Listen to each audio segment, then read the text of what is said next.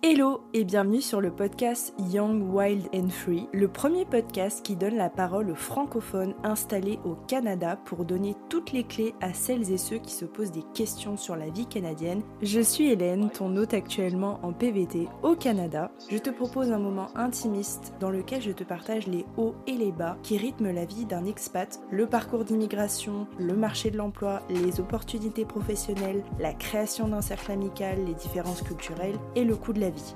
Ce podcast est fait pour toi si tu te poses des questions sur la vie au Canada, tu veux découvrir des retours d'expats inspirants et transparents, tu rêves de nouvelles opportunités professionnelles pour ta carrière, ou tout simplement tu es déjà au Canada et tu veux écouter des histoires de collègues expats.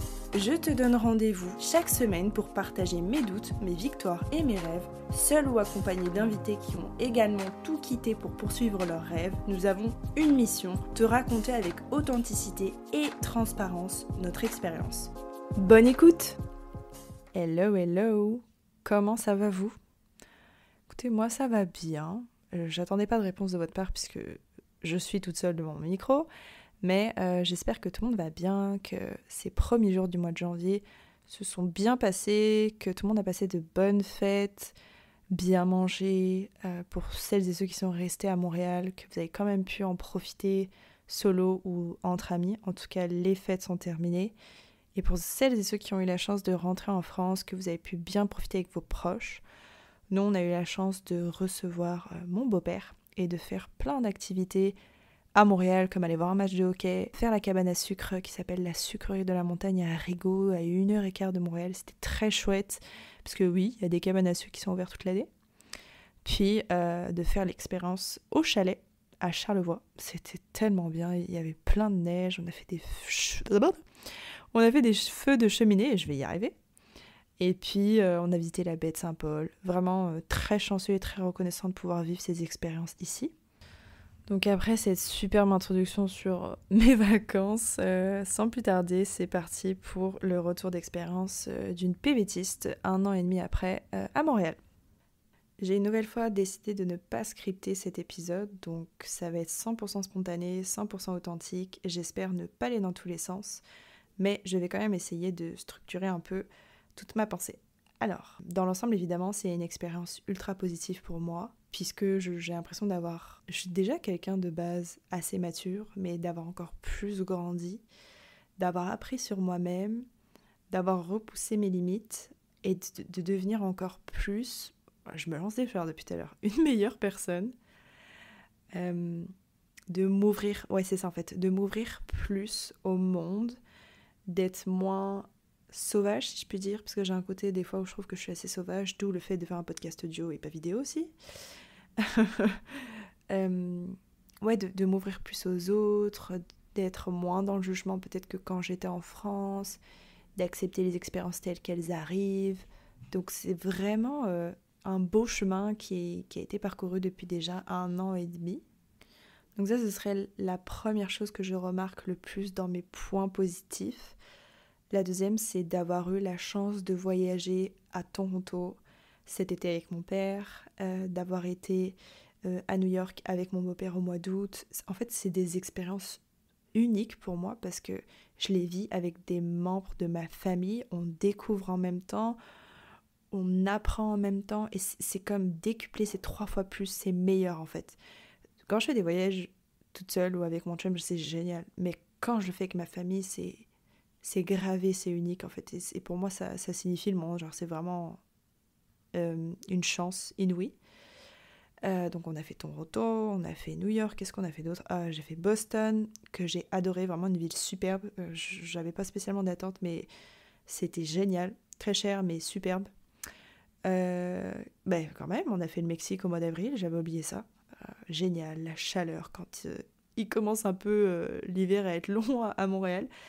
C'était génial. Donc voilà, beaucoup de voyages, le chalet là que je disais aussi au mois de décembre. Toutes les activités aussi que j'ai pu découvrir ici, le match de hockey, la cabane à sucre, le lancer de hache. Pour moi, c'est vraiment une chance de pouvoir faire tout ça parce que ça a quand même un coût. Puis le fait de m'ouvrir à une autre culture, j'en apprends beaucoup tous les jours. Je suis hyper reconnaissante. J'ai des collègues au travail qui m'expliquent certaines expériences, certaines façons de faire ici, la culture. J'ai encore beaucoup à apprendre, je le sais, et j'ai hâte d'en savoir plus sincèrement. Donc j'essaie de trouver aussi comme des vidéos sur YouTube, des articles de blog. Je m'inspire beaucoup quand on me partage des expériences. Ça me fait vraiment plaisir. Donc je dirais, voilà, ouais, la chance de pouvoir voyager et découvrir des choses qui sont quand même pas trop loin. Mais bon, qu'on se le dise, pas trop loin par rapport à la France en fait. Parce que faire 6 heures de route pour aller à New York, aller puis 6 heures de route retour sur un week-end, c'est quand même intense. Bon, moi je conduis pas, je suis plutôt sur la partie DJ et nourriture, donc merci à mon pilote. Mais quand même, en fait, les distances au Canada et en Amérique du Nord sont énormes. Pareil, pour aller à Toronto, je pense que c'est 6 heures en fait. Donc en un seul week-end, honnêtement, je trouve que des fois ça vaut pas le coup. Oui, c'est mieux d'y aller plus longtemps et de profiter pleinement de la ville, de tout ce qu'il y a à découvrir si on n'y retourne pas. Donc les distances, je trouve, ça c'est un point négatif, qu'elles sont quand même longues. Pour avoir un peu voyagé au Québec, mais encore une fois, j'ai encore beaucoup de choses à découvrir. Pareil, on fait 2-3 heures de route, c'est les mêmes paysages. Et je pense que si je pousse encore plus loin, c'est les mêmes paysages. Attention, les forêts, ne me faites pas dire ce que j'ai pas dit. Les forêts, les lacs, c'est magnifique. C'est vraiment un dépaysement, c'est calme, c'est apaisant. Puis c'est juste magnifique. C'est vraiment, j'ai des photos dans mon téléphone qui sont, que ce soit en automne avec les belles couleurs, que ce soit en été, des lacs, c'est juste... J'ai vu d'ailleurs, si vous ne le saviez pas, qu'au Québec, il y avait 1 million de lacs. C'est pas énorme, 1 million de lacs.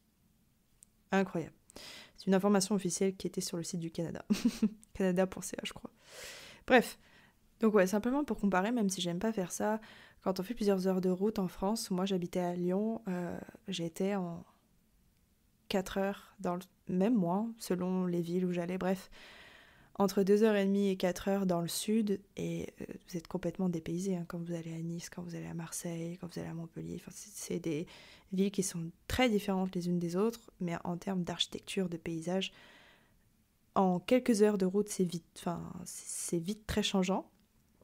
Ici, c'est moins le cas, mais en fait, le territoire est tellement vaste que j'adorerais découvrir le Canada en long, en large et en travers.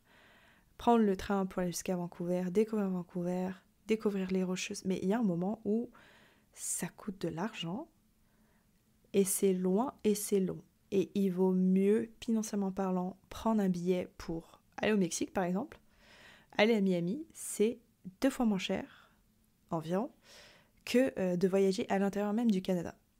Entre le coût des hébergements, le coût de l'avion ou le train c'est super cher pour aller à Vancouver, si vous pouvez vous payer la même chose, mais pour aller au Mexique avec du soleil et plus longtemps. C'est un choix très personnel, mais ouais. Ensuite, en point positif, je dirais les expériences professionnelles que j'ai eues ici. Je suis encore une fois hyper reconnaissante d'avoir pu travailler en agence, marketing conseil, pendant à peu près 9 mois. Puis ensuite, j'ai eu une autre opportunité au centre hospitalier de l'Université de Montréal en tant que gestionnaire des réseaux sociaux. Si ça vous intéresse, je pourrais vous faire un épisode plus complet sur ce que je fais comme job, mes missions, ma recherche d'emploi quand je suis arrivée à Montréal il y a 1 an et demi, les différences que j'ai un peu observées. Donc ouais, je le mets dans mes points positifs parce que je trouve que on peut vite changer de poste à un autre, de secteur d'activité, c'est assez ouvert, les gens font plus facilement confiance qu'en France et ça c'est un vrai point fort. Je trouve que si tu montes ta motivation, ta détermination, ton envie d'apprendre, les gens vont te faire confiance rapidement, vont te confier des projets, des choses intéressantes rapidement. Il n'y a pas cette lourdeur administrative, cette hiérarchie et cette méfiance un peu... qu'il peut y avoir en France, même si encore une fois j'aime pas comparer.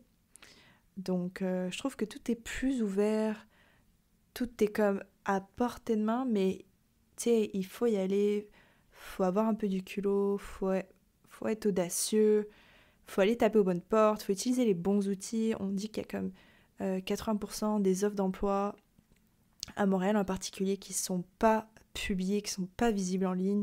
Donc il faut aller les chercher, il faut aller poser les bonnes questions. Faut pas hésiter. J'ai eu moi plusieurs en fait,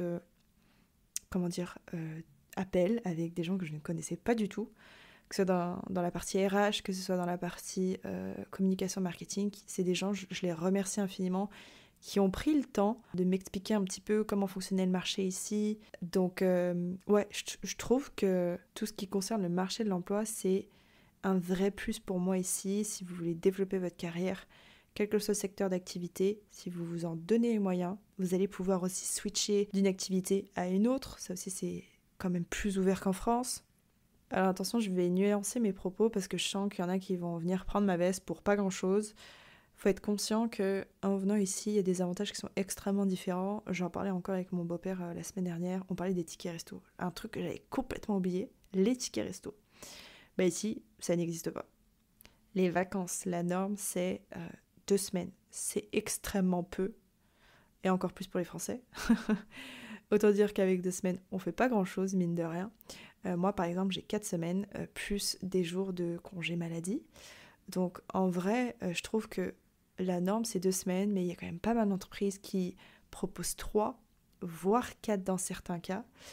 Et il y a des jours de congé maladie, donc approximativement, je dirais que la plupart du temps, c'est quand même 5, plus le télétravail. Bref, on s'y retrouve.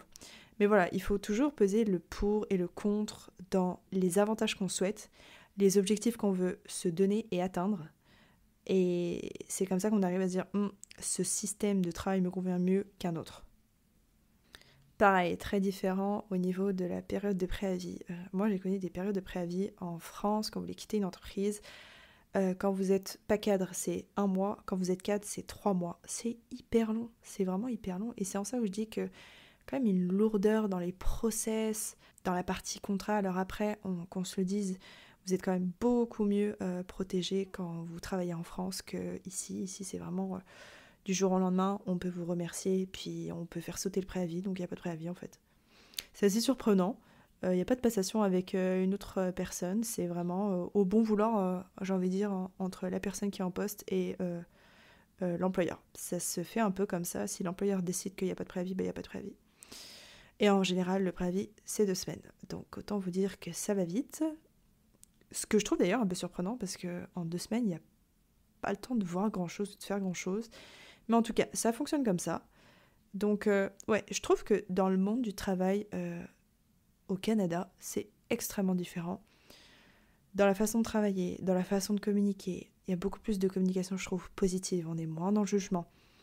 Dans la façon de gérer les conflits, c'est extrêmement différent. Pareil, je pourrais en faire un épisode plus complet si ça vous intéresse et de vous raconter mes expériences à moi qui sont, qu'on se dise, très drôles. Donc, c'est ça, on en apprend, je trouve, tous les jours, personnellement et professionnellement. Ensuite, en autre point positif, je dirais le fait de se faire un nouveau cercle d'amis. Ici, les cartes sont un peu remises sur table, puisqu'on va rencontrer des PVTistes, des gens qui sont RP, des Français, des Espagnols, des Italiens, bref, de toutes nationalités confondues. Et ça, c'est génial, parce qu'encore une fois, ça favorise l'ouverture d'esprit, la découverte de nouvelles cultures. Donc c'est vraiment, je trouve, un très bon point. Moi, par exemple, je me suis fait des nouveaux amis grâce au podcast. Donc si vous avez écouté l'épisode de Arthur et de Félix, on se voit, on se fait des bouffes, on va boire des cafés, on fait des chalets, ils viennent à la maison faire une raclette. Enfin, je trouve ça absolument génial parce que, évidemment, en France, vous avez vos cercles, souvent liés au lycée, aux études supérieures, au collège.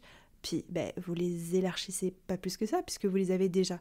Alors qu'ici, il faut tout recommencer de zéro sur tellement d'aspects de la vie que il faut se forcer, enfin pour ceux en tout cas qui ont besoin de voir du monde, qui ont besoin de sociabilité, vous êtes obligés en fait. Pas tout le monde évidemment, mais pour ceux qui le souhaitent, vous êtes obligés. Donc faut sortir de sa zone de confort, faut réapprendre à connaître les gens, à être curieux, à poser des questions, à être ouvert.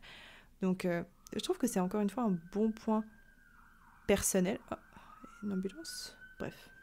Vous voyez, quand je vous dis que je m'éparpille, voilà l'exemple typique. Ouais, après, le côté, je vais dire, pas négatif, mais challengeant plutôt, c'est de continuer à bien entretenir, même si c'est pas une voiture, on s'entend, les relations qu'on a en France.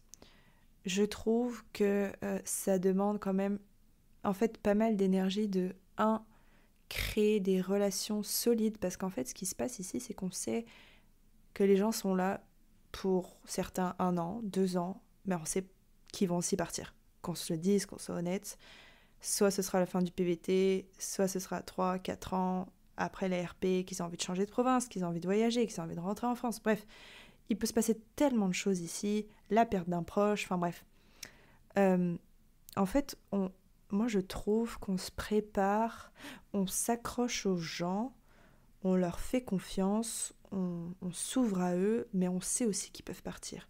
Donc en fait, moi j'ai revu ma façon de nouer des amitiés en mode ça durera le temps que ça dure, un peu comme un date sur Tinder. J'ai jamais été sur Tinder, mais je crois que ça fonctionne comme ça. Ou pas. En tout cas, au niveau des amitiés, ça durera le temps que ça dure, mais je sais très bien qu'il va y avoir une date de péremption, et en ça, je m'attache un peu moins. Je suis hyper ravie de passer des moments avec tous mes amis ici, mais je me dis, bon, bah, s'ils doivent partir, ça fera mal, mais t'attaches pas trop, comme ça fera moins mal. Et c'est quelqu'un qui est là depuis 1 an et demi qui vous dit ça. Alors imaginez des gens qui sont là depuis 5-6 ans, j'ai l'impression que c'est encore pire. Et pour avoir échangé avec des gens qui sont RP, il y en a même, pour vous dire, qui, en totale transparence, refusent, entre guillemets, de rencontrer des PVTistes ou des gens qui seront là en voyage parce qu'ils savent pertinemment qu'ils vont partir et donc ils n'ont pas envie de s'investir dans des relations qui vont durer 1 an ou 2 ans. Ça fait mal quand même, mais c'est honnête. Donc, ouais, je trouve que c'est pas évident d'un côté de créer des nouvelles relations, donc d'apprendre à connaître les gens, de proposer des sorties, de prendre des nouvelles régulièrement, et puis d'un autre côté, de faire la même chose en France. Déjà, il y a le décalage horaire, donc souvent, moi j'ai encore des amis qui me disent « Hey, je sors du travail, il est 18h, je peux t'appeler ?» Bah non, parce que ça veut dire que chez moi, il est midi, quoi.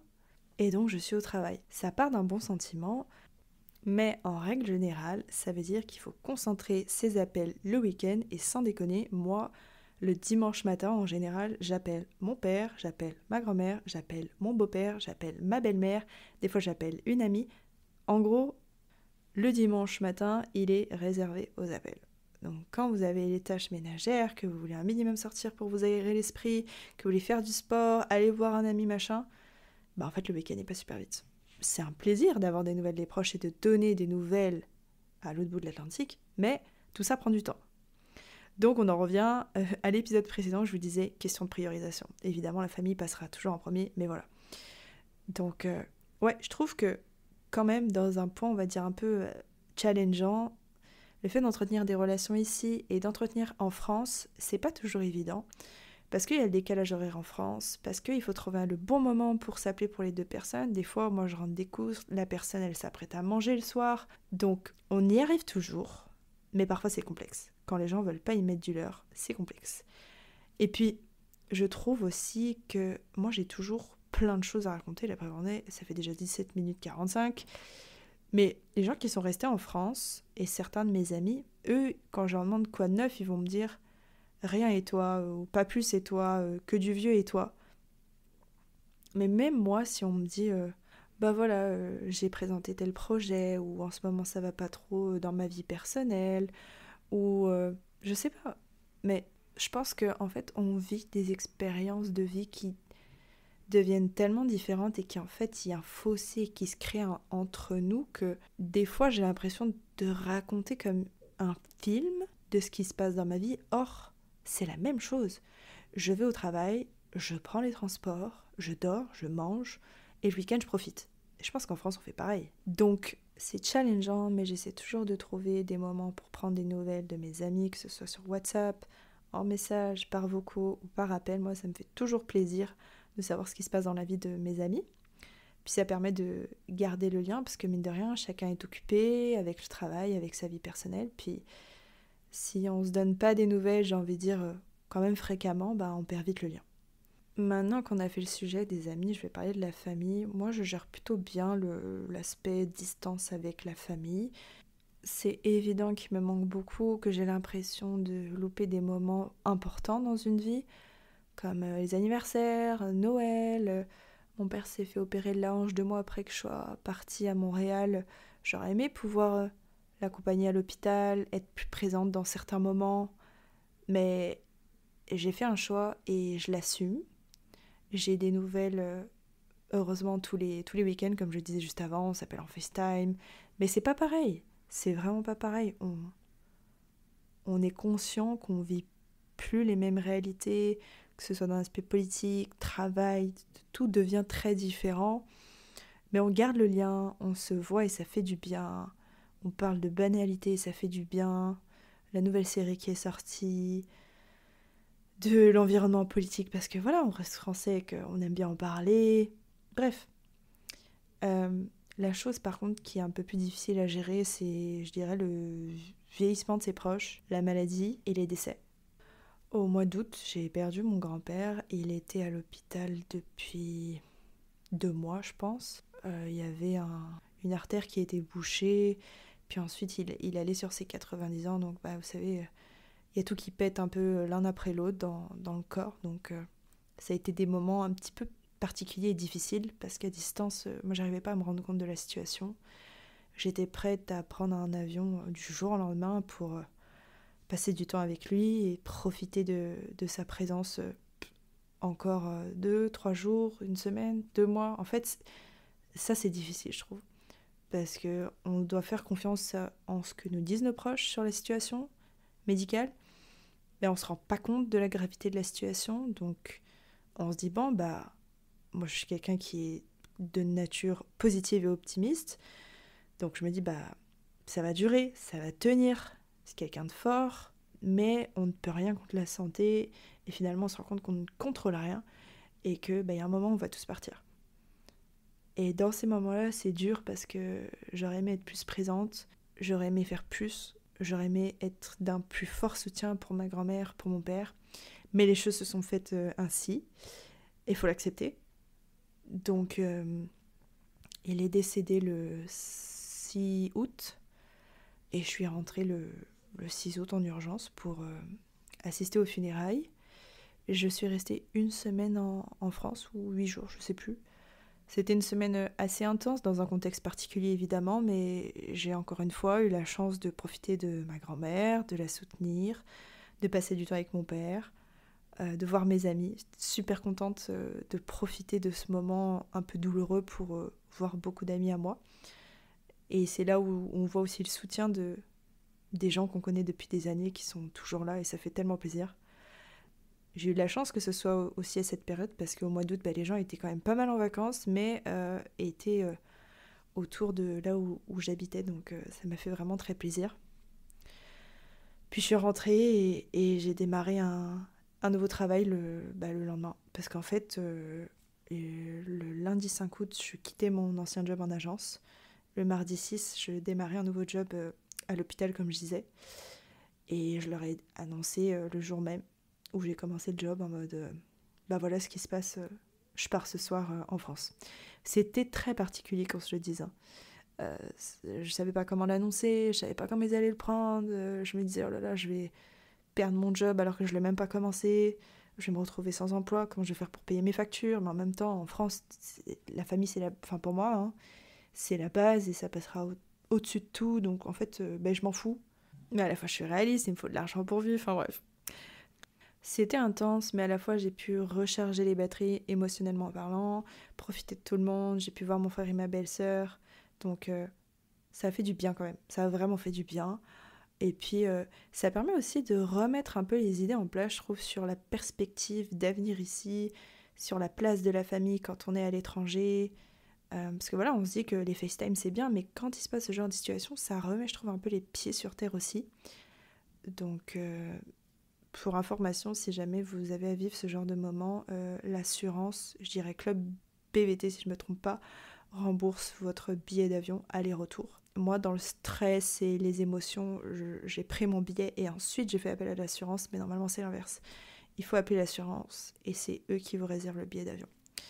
Ça peut arriver à tout le monde, donc quand même, gardez ça en tête. On va quand même terminer sur une note positive. Globalement, pour moi, c'est une superbe expérience. Je suis vraiment très contente d'avoir pu être tirée au sort avec mon chum. On aimerait rester par la suite, on va voir ce que la vie nous réserve, puisque vous savez que l'immigration au Québec est un petit peu compliquée en ce moment. Il y a eu tellement de nouvelles réformes et dans un contexte politique un peu tendu, on sent que chacun veut tirer la couette de son côté pour des sujets d'immigration. Donc évidemment, un peu déçue de la façon dont elle est un peu traitée, qu'on se le dise. Mais on s'accroche et on va trouver une solution. J'en parlerai pas dans cet épisode parce que c'est un peu en cours. Mais je vous tiendrai au courant de la suite. Merci d'avoir écouté cet épisode. Ça m'a fait super plaisir de vous partager mon expérience à Montréal en tant que PVTiste 1 an et demi après avoir posé mes valises.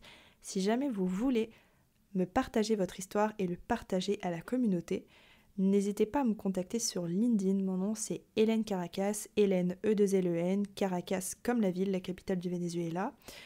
Donc c'est ça sur LinkedIn. Et puis sur Instagram, c'est Chippy au Canada. Je suis en privé, mais vous pouvez m'ajouter, ça me fera super plaisir de discuter avec vous. N'hésitez pas à me laisser 5 étoiles sur Spotify. C'est gratuit et ça vous prendra 2 minutes maximum. Alors merci beaucoup à celles et ceux qui le feront. Ça aide à diffuser plus largement le podcast sur Spotify, à le faire connaître, à partager les expériences d'expats qui vivent au Canada à d'autres personnes qui se poseraient des questions sur ce magnifique pays. Donc merci beaucoup, prenez soin de vous et à tantôt comme on dit à Montréal.